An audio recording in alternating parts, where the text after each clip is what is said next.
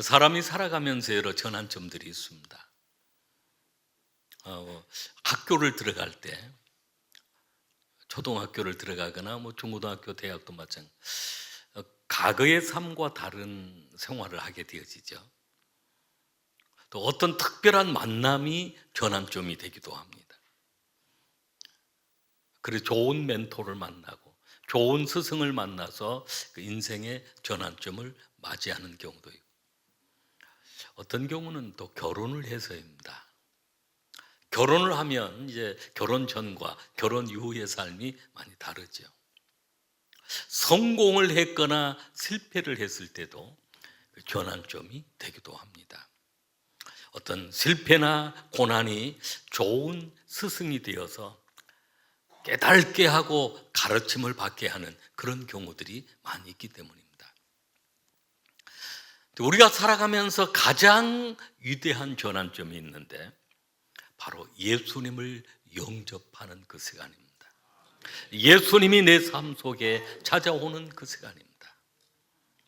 인류의 역사도 예수님이 이 땅에 오시는 그 해를 기점으로 해서 이전과 이후의 역사가 다르게 되어 있습니다. 그래서 예수님 오시기 이전의 역사를 BC라고 합니다. BC 몇 년이라고 그렇게 부르죠. BC는 그 Before Christ, 주님이 오시기 이전의 해라고 그런 뜻입니다. BC는 Before Christ.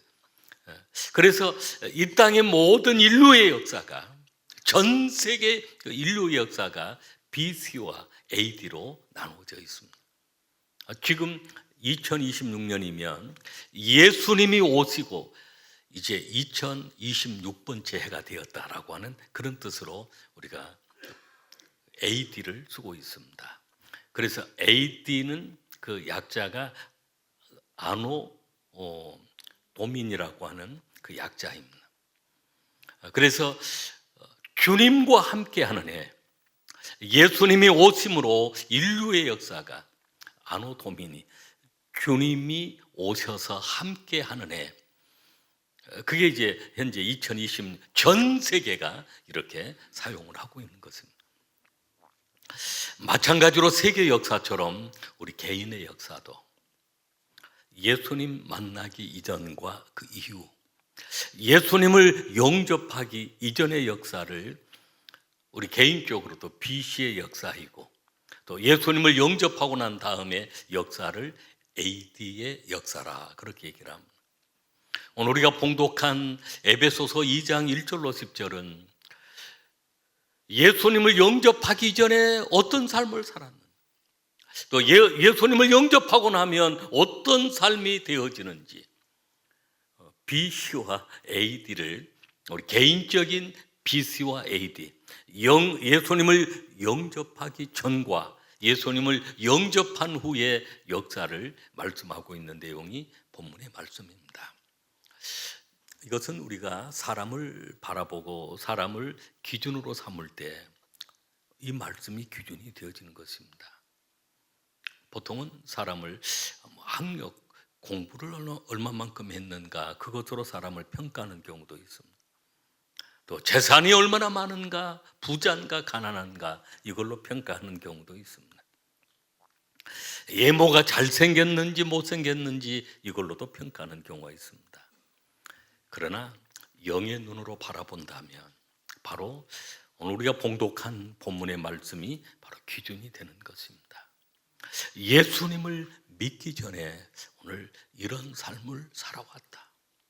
또 예수님을 아직 영접지 아니한 사람들은 이런 삶을 살고 있다는 것입니다. 세 가지인데, 1절에는 허물과 죄로 죽어 있다는 것이고, 2절에는 마귀의 지배를 받고 있다는 것이고, 세 번째는 하나님의 진노 아래, 심판 아래 놓여 있다라고 하는 말씀입니다. 이것이 예수 그리스도를 영접하기 이전의 삶입니다. 그래서 그 모습이 영적으로 바라보면 절망적입니다. 불쌍한 것입니다. 죄와 허물로 죽어 있다. 첫 번째는 그 사람의 삶이 죄와 허물로 죽어 있기 때문입니다. 1절 말씀을 우리 한번 같이 읽겠습니다. 그는 허물과 죄로 죽었던 너희를 살리셨도다. 아멘. 허물과 죄로 죽어 있다는 거예요. 모든 영혼이 다 예의가 없습니다.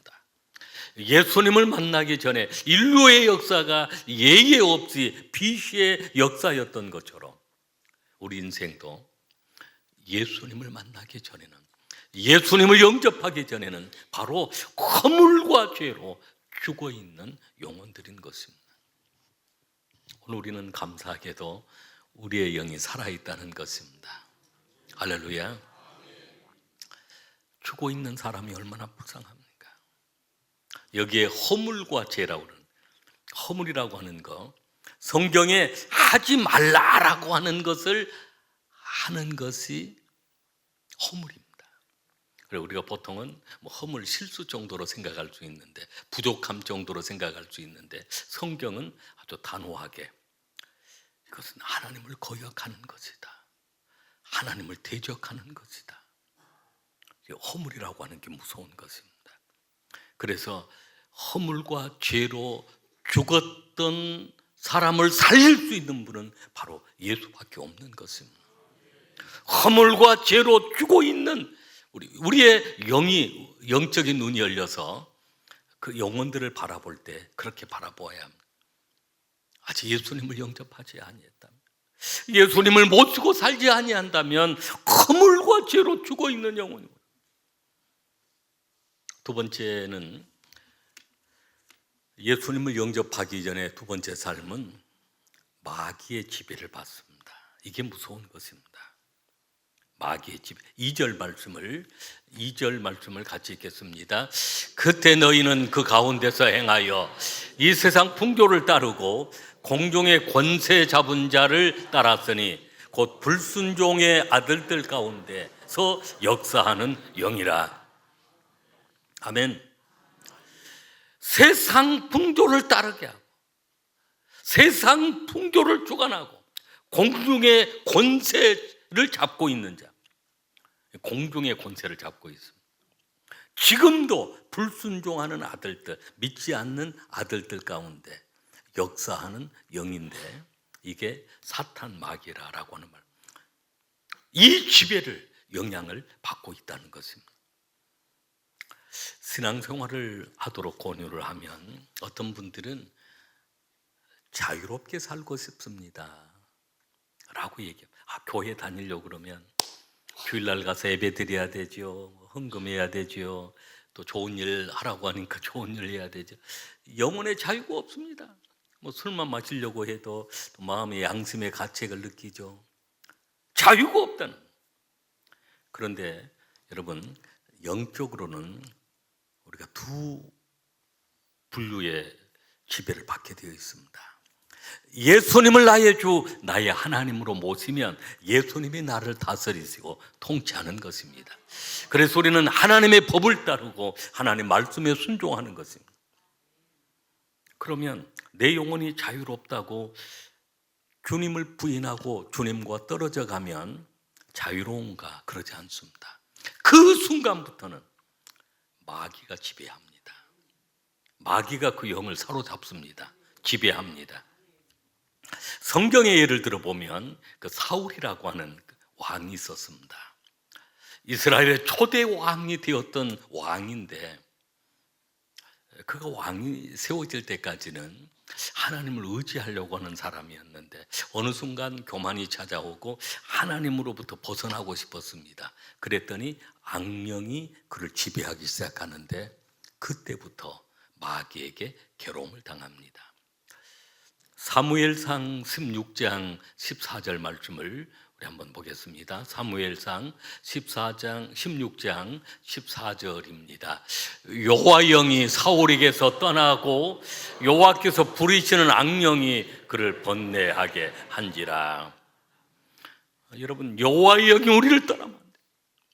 여호와를 부인하거나 하나님을 떠나면 안 됩니다. 자유로울 것 같지만 그 순간부터 악령이 그를 번뇌케 한다. 이게 무서운 것입니다.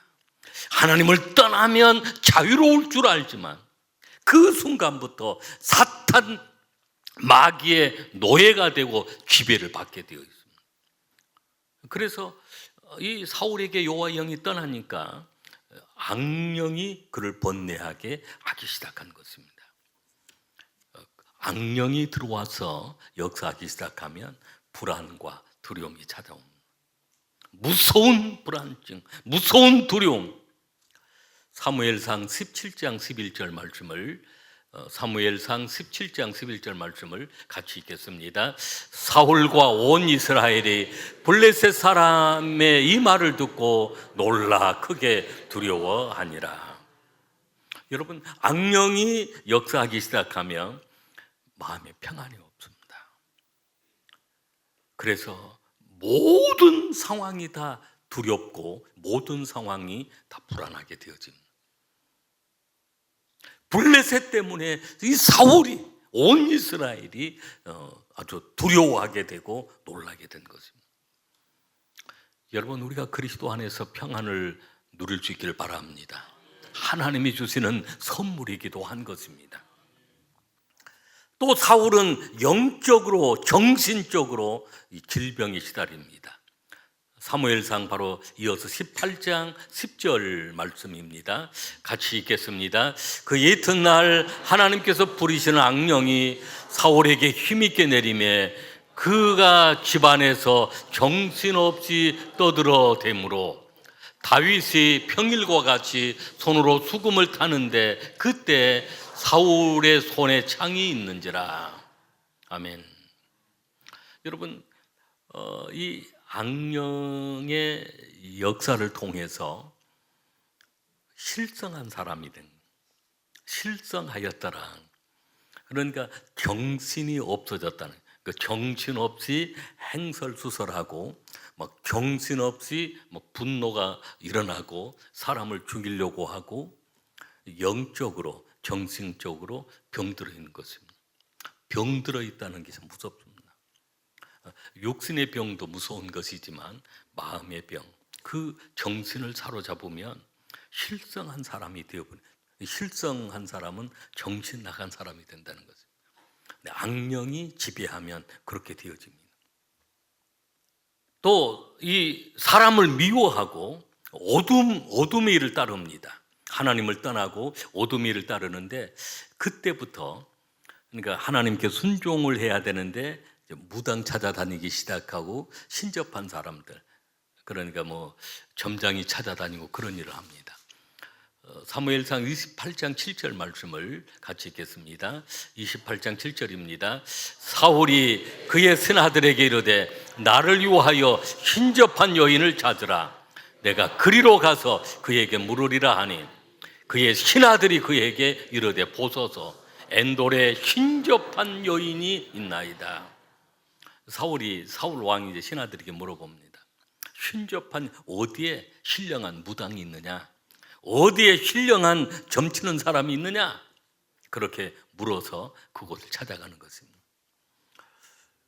하나님의 지배를 받지 않은 사람, 다 무속신앙을 찾아갑니다. 사무엘상 18장 11절 말씀을 같이 읽겠습니다. 그가 스스로 이르기를 내가 다윗을 벽에 박으리라 하고 사울이 그 창을 던졌으나 다윗이 그 앞에서 2번 피하였더라. 성령 충만한 다윗을 막 죽이려고 하는 것. 여러분, 사실은 우리 그리스도인들이 세상에 나가면 핍박을 당하게 되어 있습니다. 미움을 받게 되어 있습니다. 왜냐하면 믿지 않는 사람들은 이 사탄 마귀의 지배를 받고 있어서 믿는 사람을 미워합니다. 그래서 가족들 가운데 또 처음 신앙생활을 할 때 그 가족들이 얼마나 핍박을 한 줄 모릅니다. 얼마나 미워하고, 직장 생활을 하는데 그 직장에서 홀로 신앙생활하면 얼마나 많은 박해를 받는 줄 모릅니다. 하나님이 도와주시고 하나님이 함께 하시고 하나님이 지켜주시니까 이겨나가는 것입니다. 수없이 많은 그런 자살하는 일들 가운데 여러 가지 원인이 있지만 그 중에 한 가지가 악한 영이 지배해서 그렇게 되는 것입니다. 그 사람을 치료하려고 그러면 악한 영을 물리치는 수밖에 없는 것입니다. 사무엘상 31장 4절 말씀 우리 한번 같이 읽겠습니다. 그가 모기를 든 자에게 이르되 내 칼을 빼어 그것으로 나를 찌르라 할례 받지 않은 자들이 와서 나를 찌르고 모욕할까 두려워하노라. 하나 모기를 든 자가 심히 두려워하여 감히 행하지 아니하는지라. 이에 사울이 자기의 칼을 뽑아서 그 위에 엎드려지매. 결국은 사울이 어떻게 하면 됩니까? 자기 칼을 뽑아서 그 위에 엎드려져서 자결을 한 것입니다. 이스라엘의 위대한 일대 왕이 되었지만 악령이 그를 지배하는 그 순간부터 불안과 두려움, 악령이 얼마나 괴롭히고 그 마음속에 두려움이 찾아오고 미워하는 마음이 찾아오고 하나님을 의지하지 아니하니까 신접한 여인 무당들을 찾아다니고 결국은 자신이 죽고 마는 그런 비참한 결과가 되어지는 것입니다. 그래서 하나님, 예수님을 영접지 않고 살아가는 사람, 비시의 삶을 살아가는 그 사람, 이 악한 영의 지배를 받고 있다는 것입니다. 우리가 하나님 품으로 돌아왔다는 것이 얼마나 큰 축복인 줄 모릅니다. 세 번째는 이 비시의 삶, 이 세 번째 삶은 하나님의 진노 아래에 있습니다. 3절 말씀 같이 읽겠습니다. 전에는 우리도 다 그 가운데서 우리 육체의 욕심을 따라 지내며 육체와 마음에 원하는 것을 하여 다른 이들과 같이 본질상 진노의 자녀였더니, 본질상 하나님의 진노 아래, 심판 아래 있는 자녀였습니다. 여러분, 죄라고 하는 게 참 무서운 것은 실수로 한 것입니다. 모르고 한 것입니다. 가볍게 생각하고 하는 것이지만 모든 죄는 하나님의 심판 앞에 놓여 있게 되어 있습니다. 심판받게 되어집니다. 형벌이 따라온 것입니다. 그런데 하나님은 긍휼하신 하나님이시기에, 사랑이 많으신 하나님이시기에 그것을 그대로 볼 수가 없었습니다. 그래서 에베소서 2장 4절 말씀이 대전환점이 되어집니다. 2장 4절 말씀을 같이 읽겠습니다. 긍휼이 풍성하신 하나님이 우리를 사랑하신 큰 사랑을 인하여, 긍휼이 많으신 하나님께서 우리를 향한 큰 사랑을 인하여 하나님이 우리에게 찾아오시고, 우리가 예수님을 믿도록 성령의 역사하셔서 믿기만 하면 놀라운 역사를, 새로운 피조물이 되게 하십니다. 고린도후서 5장 17절 말씀을 보면 그리스도 안에 있으면 누구든지 새로운 피조물이 됩니다. 고린도후서 5장 17절 말씀을 같이 읽겠습니다. 그런즉 누구든지 그리스도 안에 있으면 새로운 피조물이라, 이전 것은 지나갔으니 보라 새 것이 되었도다. 아멘. 누구든지 그리스도 안에, 그러니까 이게 전환점이 되어지고 분기점이 되어지는 것입니다. BC가 AD로 바뀌는 개인적인 역사가 되어지는 것입니다. 그래서 이 AD, 주님을 모시고 살아가는 삶이 되어지면 우리 삶 속에 영적으로 살아납니다. 영생을 소유하게 되어집니다. 오늘 저와 여러분은 영적으로 살아난 하나님의 자녀들이 된 것입니다. 우리 영원한 생명을 소유한 하나님의 자녀가 된 것입니다. 그 다음 절 5절 말씀, 2장 5절 말씀을 같이 읽겠습니다. 허물로 죽은 우리를 그리스도와 함께 살리셨고 너희는 은혜로 구원을 받은 것이라. 아멘. 살려주셨습니다. 그리고 은혜로 구원받게 하신 것입니다. 이 살아나는 것은 다른 방법이 없습니다. 예수님의 십자가와 부활과 연합이 될 때 우리가 살아나는 것입니다. 이것이 하나님의 은혜이고 하나님의 선물입니다. 그래서 살아났다는 것은 결국은 우리가 구원받았다는 것입니다. 우리 8절 말씀을 같이 읽겠습니다. 8절 말, 너희는 그 은혜에 의하여 믿음으로 말미암아 구원을 받았으니 이것은 너희에게서 난 것이 아니 하나님의 선물이라. 이 구원은 우리의 1%의 노력도 사실은 포함되지 않습니다. 그 은혜에 의해서, 하나님의 사랑에 의해서 하나님이 보내신 예수님을 믿었더니 믿음으로 말미암아 우리가 구원받게 된 것입니다. 여러분, 하나님이 주시는 이 큰 선물을 누릴 수 있기를 바랍니다. 구원받은 하나님의 자녀는 하나님 나라의 시민권자가 되었습니다. 우리의 소속이 천국이 되었다는 것입니다. 우리 6절 말씀, 2장 6절 말씀을 같이 읽겠습니다. 또 함께 일으키사 그리스도 예수 안에서 함께 하늘에 앉히시니. 아멘. 상속자, 하늘의 상속자, 천국의 상속자.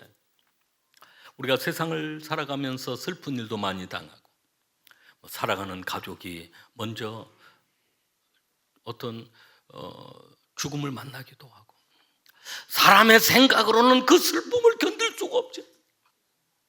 그러나 우리가 위로받을 수 있는 것은 바로 하나님 나라의 쉼이 있기 때문에, 천국이 있기 때문에, 내 사랑하는 부모님이 돌아갔어도, 내 사랑하는 자녀들이 먼저 천국을 가도 이 땅에서보다 천국의 쉼이 있기에 우리가 위로를 받는 것입니다. 하늘나라 시민권, 대사로 파송이 되어지면 그 대사는 본국의 어떤 명령을 받습니다. 그리고 본국에서 보호를 해준 것입니다. 오늘 우리는 이 땅에 살고 있지만 소속은 하나님의 나라, 천국이 우리의 집입니다. 그리고 하나님은 천사를 통해서 여러분을 보호해 주심을 믿으시길 바랍니다. 살려주시고 구원해 주시고 천국이 오늘 하늘의 시민권자로 살아가게 하시는데, 이렇게 은혜를 베풀어 주신 것은 우리가 이 땅을 살아가면서 선한 일을 위해, 선한 일은 우리가 하나님을 믿는 게 선한 일입니다. 하나님께 예배하는 일이 선한 일입니다. 하나님께 찬양하는 일이 선한 일입니다. 하나님의 영광을 위해 살아가는 것이 선한 일입니다. 선한 일을 위해 기업을 받았다, 이렇게 새로운 피조물이 되었다는 말씀입니다. 10절 말씀을 우리 마지막으로 읽겠습니다. 우리는 그가 만드신 바라 그리스도 예수 안에서 선한 일을 위하여 지으심을 받은 자니, 이 일은 하나님이 전에 예비하사 우리로 그 가운데서 행하게 하려 하심이니라. 아멘. 선한 일을 위하여, 하나님의 영광을 위하여, 하나님께 예배하고 찬양하도록 하기 위하여 오늘 우리를 새로운 피조물이 되게 하신 것입니다. 말씀을 정리하겠습니다. 우리 인생도 BC가 있고 AD의 역사가 있습니다. 인류의 역사가 그러하듯 예수님을 모시는 그 순간부터 이제 BC와 AD로 바뀐, BC의 삶은 허물과 죄로 죽어 있고 사탄 마귀의 지배 아래 있는 것이고 하나님의 진노 아래 있습니다. 누구든지 다 마찬가지. 예수 믿지 않는 사람들은 이 속에 다 속해 있습니다.